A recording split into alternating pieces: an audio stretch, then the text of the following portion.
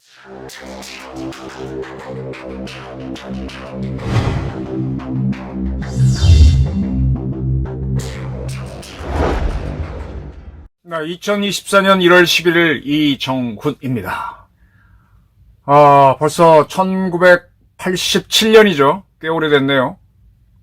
40년, 거의 40년 전입니다.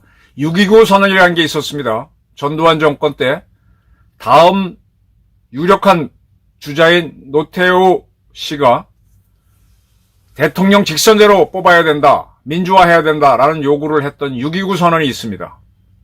저는 민주당에서는 6.29 선언이 필요하다고 그랬는데 오늘 민주당에서는 6.29가 아닌 111 선언이 나왔습니다. 즉 비명계 3인 탈당에 이어서 이낙연 전 대표가 탈당을 선언했습니다. 민주화를 요구한 6.29 선언과는 성격이 다르죠. 그러나 111 이 탈당 선언도 당내 민주화를 요구했다는 점에서는 공통점은 있습니다만 그 정치적 의미는 다를 것 같습니다. 6.29 선언은 당시 신군부였던 전두환 그리고 노태우로 이어지는 세력이 재집권을 위한 작전이었습니다. 저는 민주당에서는 정권 재창출을 위해서는 6.29 선언 같은 게 필요하다고 계속 주장해 왔는데 이들은 그러한 작전이 아닌 111 선택으로 분열로 간다. 네, 쉽게 말하면은 1월 2일 이재명 씨가 부산에서 피습을 당한 거에 이어서 민주당은 또 하나의 악재에 부딪혔다. 반대로 상당히 코너에 몰려있던 윤석열 대통령과 국민의힘은 또 하나의 호재를 갖게 됐다. 저는 이렇게 봅니다. 오늘 이낙연 전 대표 국무총리를 지내는 사람이죠. 민주당 탈당, 신당 창당을 선언했습니다. 저는 24년 동안 몸담았던 민주당을 떠나 새로운 위치에서 새로운 방식으로 대한민국에 봉사하는 새로운 길에 나서기로 했다라 그랬습니다. 1월 4일 날 탈당 및 신당 창당 하겠다 그랬는데 11일이니까 딱 일주일 늦어졌네요. 가장 큰 이유는 1월 2일 발생한 이재명 대표 피습 사건 때문일 겁니다. 이낙연 씨는 그동안 수많은 사람들이 민주당을 들락날락했지만 저는 한 번도 민주당을 떠나지 않고 지켰다.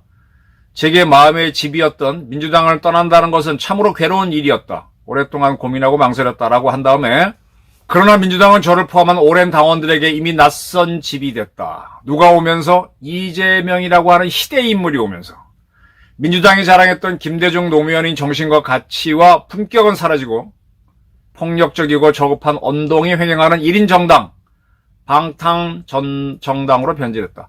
사실은 김대중 씨가 민주당을 이끌 때도 그때는 평민당 이럴 때도 민청이니 뭐니 해서 아주 강력한 직계 부대가 있었죠. 지금 개딸 같은 부대들이 있었습니다. 그러나 이제 김대중 씨는 대통령이 되고 난 다음에 전두환 전 대통령에 대해서 일정한 예우를 한다든지 그런 인간적인 모습은 있었죠. 그리고 노무현 대통령도 좀 인간적인 면은 있었죠. 지금 이재명 씨처럼 저렇게 뭐랄까 참 품격 없는 사람은 아니었죠. 이낙연 씨는 민주당의 정신과 가치를 지키고 구현할 만한 젊은 국회의원들이 잇따라 출마를 포기하는 지경에 이르렀다. 당내 비판자와 저희 지지자들은 2년 동안 전국에서 수박으로 모멸받고 처단 대상으로 공격받았다. 그러한 잔인한 현실이 개선되기를 바랐지만 오히려 악화됐다. 포용과 통합의 김대중 정신은 실종됐다라고 그랬습니다. 그리고 본인이 당대표를 할 때 몇 가지 정치적 판단 미스를 한 것을 시인했습니다. 2021년 서울시장, 부산시장 보궐선거 때 서울시장, 부산시장은 민주당 시장들이 사고를 친 거죠. 그렇다면 후보를 내지 말아야 되는데 그렇게 당원을 만들어놨음에도 본인이 그걸 고쳐서 후보자를 냈다가 졌죠. 그래서 민주당이 그렇게 지면서 그 다음에 있었던 대선에서 지는 그런 사태를 만드는 것에 대한 것은 나의 잘못이다라고 시인을 했고, 그 다음에 2020년 지금 민주당이 과반수 이상 의석을 차지하는 아주 크게 대승한 그때 선거 총선에서 공동선거대책위원장으로 있으면서 위성정당 허용에 동의한 거는 나의 미스다. 그렇게 시인도 했습니다. 그러면서 나는 내가 이렇게 정성 들였던 민주당을 떠난다. 고 했습니다. 그러자 민주당에서는 민주당 의원이 160몇 명인데 129명이 이낙연 전 대표의 탈당 의사 철회를 간절히 바라는 국회의원 일동이라는 이름으로 정권 교체를 위한 길이 어떤 쪽인지 다시 한번 생각해달라. 이재명 대표가 피습당에 고통받는 상황에서 민주당을 떠나 끝내 신당을 이낙연 씨는 창당하려고 한다. 그리고 민주당 의원의 44%, 나중에 41%로 바꿨죠. 41%가 전과자라고 다른 공격하고 있다. 어쩌고저쩌고 하면서 이낙연 씨의 탈당은 지금까지 쌓아온 모든 것을 무너뜨릴 것이며 이낙연 대표는 5선의 국회의원과 전남지사를 지냈고 문재인 정부의 초대 국무총리였다. 단 한 번의 희생도 없이 꽃길을 누렸다는 얘기죠. 이 모든 영광을 민주당의 이름으로 누리고 탈당하겠다고 한다라고 비난을 했습니다. 친이명계 원외 국회의원이 아닌 사람들 모임인 더민주전국혁신회의는 더 격렬하게 비난했습니다. 이낙연과 탈당파는 정계를 은퇴하라 그랬습니다. 전과자 발언 41%가 전과자라는 것은 김대중 노무현 문재인 전 대통령의 침을 뱉는 행위라고 했습니다. 그리고 이런 식으로 비난이 이어지고 있습니다. 구본기 디지털 소통단장은 이낙연 대표가 하는 일은 정치가 아니라 배신이자 난동이다. 배신은 처당하고 난동은 제압해야 된다. 제압해서 처단하는 것이 민주당을 지키고자 하는 우리가 해야 할 일이다 라고까지 이야기했습니다. 자, 저는 민주당이 정상화되려면 6.29 선언이 필요하다. 즉 이재명을 다른 사람으로 바꿔야 된다라 그랬는데 그게 이루어지지 않았죠. 오히려 그는 그렇게 해서 대선에 패했음에도 불구하고 당대표가 되고 국회의원이 되고 당대표가 됐습니다. 그리고 점점 더 철옹성 같은 단식쇼를 하고 하면서 더 자기 친정체제를 구축해 갔죠. 이런 상태에서 민주당이 교조화되는 건 오죽하고 자기가 만든 시스템을 부인하면서 부산대학에서 서울대학으로 오고 119 헬기를 마음대로 타고 옵니까? 그런 오만과 독선에 빠져버렸죠. 민주당이 이 1인 정당으로 독재 정당으로 가다 보니까 이런 문제가 부닥쳤습니다. 그래서 지금 이재명 씨를 바꾸지 않고 이제 이번 총선을 치르겠다라는 게 민주당의 확고한 의견인 것 같은데 또 그렇게 해야만 공천을 받을 수 있어서 이렇게 가는 것 같은데 결국은 못 바꾸는 거네요. 이 정치를 구경하다 보면은요 각자가 뭐라고 주장한 거에 관계없이 국민들이 봤을 때 가장 왼쪽, 가장 오른쪽은 안 뽑아줘요. 근데 이 사람들이 되게 딸레반이야. 강경파들이고 원리주의자들이야. 가장 선명해. 그 다음에 이렇게 정책 색깔이 옅을수록 중도로 올수록 많이 뽑아줍니다. 지금 개딸과 가까운 사람들이 이끄는 민주당은 자꾸 왼쪽으로 가고 있어요. 이낙연 씨가 상대적으로 중도로 오는 신당을 만들겠다고 했기 때문에 저는 이낙연 씨가 만드는 신당이 어쩌면 2016년 선거에서 안철수 씨가 만들었던 국민의당 같은 돌풍을 일으키지 않겠나. 이제 순수 호남 사람 광주 일고 나오고 전남 영광 출신인 이낙연 씨가 민주당에서 공천이 이루어지고 탈락하는 사람들을 모아가지고 한다면 호남에서 제법 의석을 얻지 않겠나 이런 예측을 합니다. 그래서 민주계가 분열되면서 어부지리를 국민의힘이 얻고 물론 국민의힘에서도 이준석 씨가 나가가지고 국민의힘 탈락하는 사람들을 모아서 하겠지만 아마 국민의 눈에는 이준석이가 만드는 당은 더 글쎄요. 사실은 국민의힘이 정치적으로는 더 보수적이지만 사람들은 일반 국민들은 더 강경파로 봐서 오른쪽으로 볼 겁니다.